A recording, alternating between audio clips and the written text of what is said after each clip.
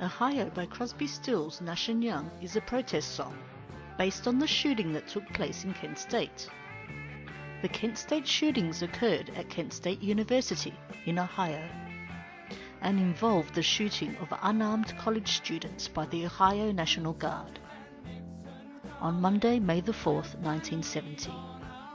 The guardsmen fired 67 rounds over a period of 13 seconds,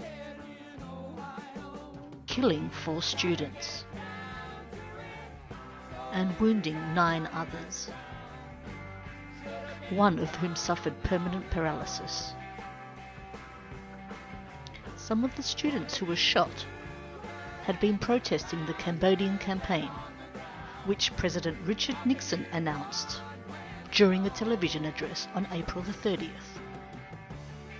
The worst thing about it was that 2 of the students killed weren't part of the demonstration.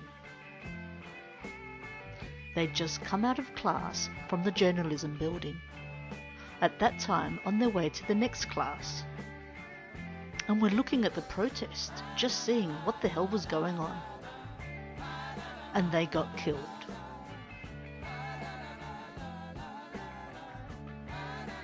The 4 students who were killed were Jeffrey Miller, Alison Krauss, William Schroeder and Sandra Lee Shua.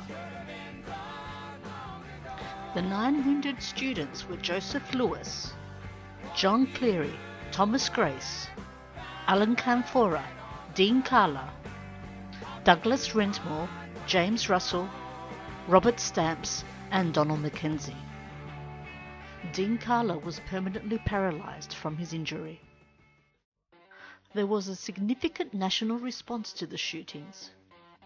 Hundreds of universities, colleges and high schools closed throughout the United States due to a student strike of 4 million students, and the event further affected public opinion at an already socially contentious time over the role of the United States in the Vietnam War.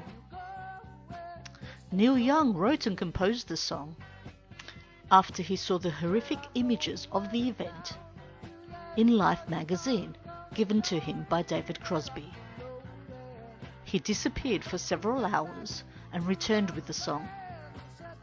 The band went into the studio and recorded it live in only a few takes.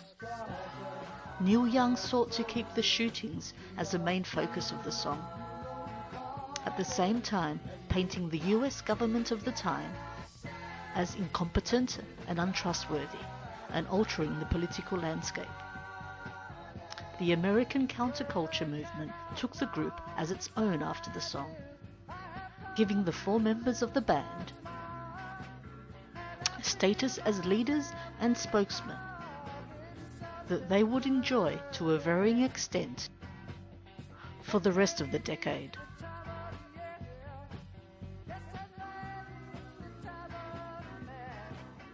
The 1960s hippie culture movement involved a variety of social concerns and beliefs. The hippies' primary thought was that life was about being happy, not about what others thought you should be.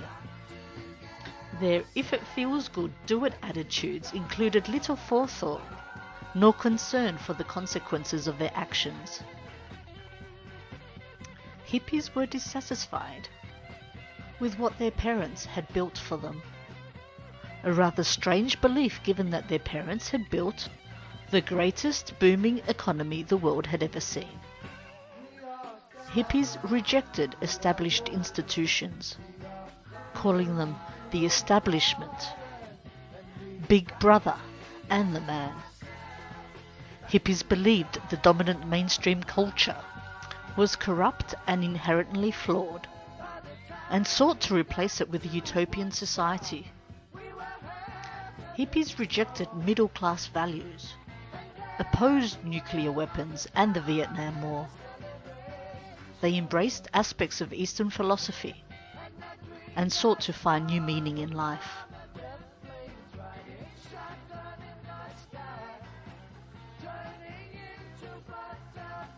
The Vietnam War had been raging at full force for more than 5 years. Amid growing popular opposition in the United States, as the US casualties mounted into the tens of thousands, and Vietnamese casualties into the millions. The invasion of Cambodia triggered a wave of mass protests against the war across the country, which had been building up since 1965. President Lyndon B. Johnson had been forced to withdraw from his re-election campaign in March 1968. The 1968 Democratic Convention had witnessed bloody clashes after Chicago Democratic Mayor Daley had mobilized his police against anti-war demonstrators. In 1965, a series of spontaneous ghetto rebellions involving the most oppressed sections of African American workers and youth demanded that the dismantling of Jim Crow segregation be followed by genuine social equality. The year 1970 saw the greatest number of strikes in 2 decades. Just weeks before Kent State, the first ever national postal strike had led the Nixon administration to call out the National Guard to move the mail. The response of the ruling class to the militancy of workers and students was immediate. It demonstrated that it was capable of the same ruthlessness at home as that exhibited in imperialist war abroad. Its methods included direct violence, as at Kent State, Augusta and Jackson State, and methods of provocation, as in the notorious COINTELPRO operations that were used to infiltrate movements of students, minority workers and youth. Black Panther leaders Fred Hampton and Mark Clark had been brutally gunned down in their beds in 1969. Malcolm X was killed in 1965. And Martin Luther King Jr. in 1968. And there were many reasons to see the hands of the FBI behind these crimes. The murderous response by the forces of the state at Kent State amounted to bringing the war home against the American people.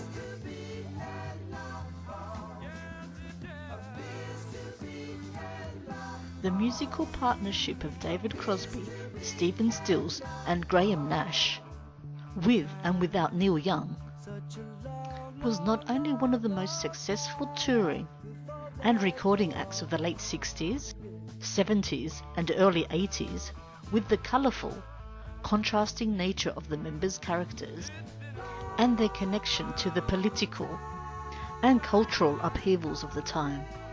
It was the only American-based band to approach the overall societal impact of the Beatles.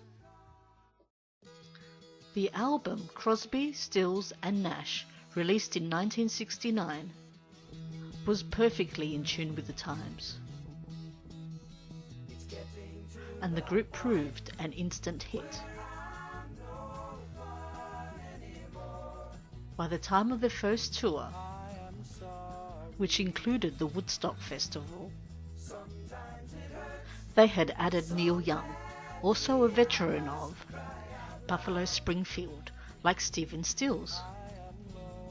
Neil Young maintained a solo career.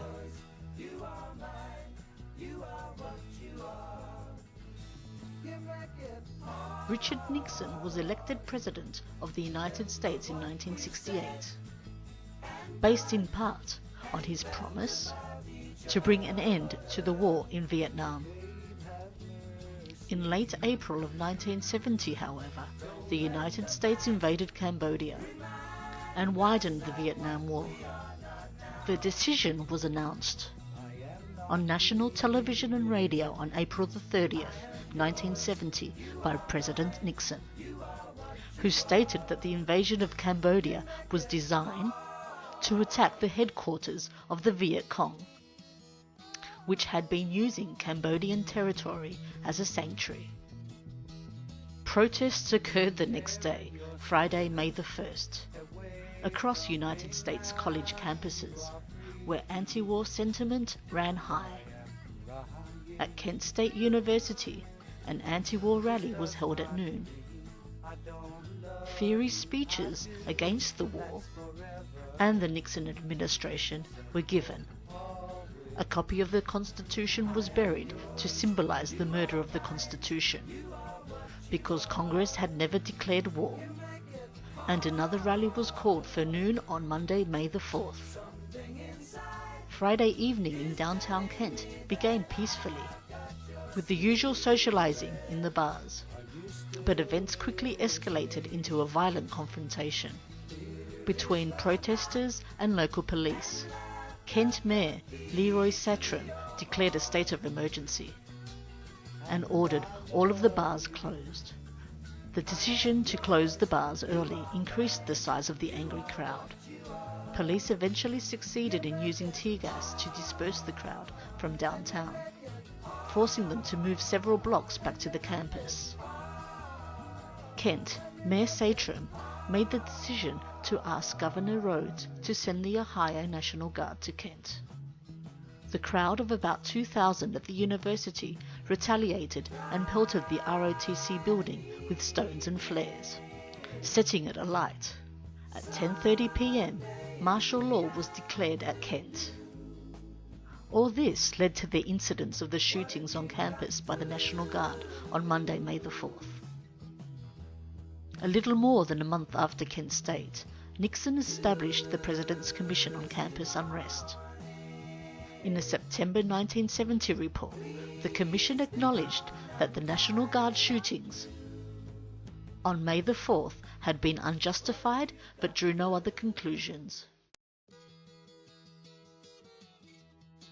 Overall, Ohio is a very simple song, written mainly in the first person.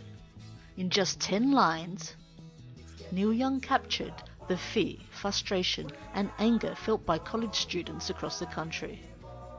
It is also repetitive, which impacts more on the message, especially hearing 4 dead in Ohio over and over.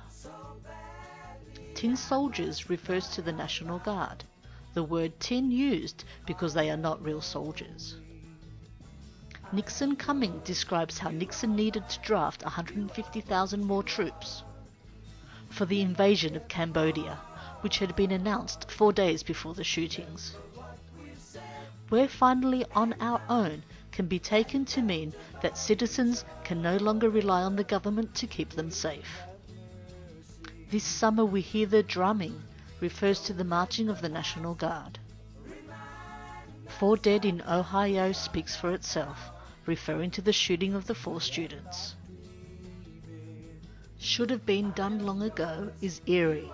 Some claim that this was actually said by Nixon at an interview, referring to the killings of the students and keeping them at bay. What if you knew her and found her dead on the ground? Refers to the famous picture that hit newspapers and magazines everywhere. After the event of a dead student in the Kent State parking lot with another student kneeling over her. This does not mean I don't love you, I do, that's forever, yes and for always. I am yours, you are mine, you are what you are, you make it hard. Something inside is telling me that I've got your secret. Are you still listening? Here is the lock, and laughter the key to your heart. And I love you. I am yours, you are mine, you are what you are. You make it hard, and you make it hard, and you make it hard.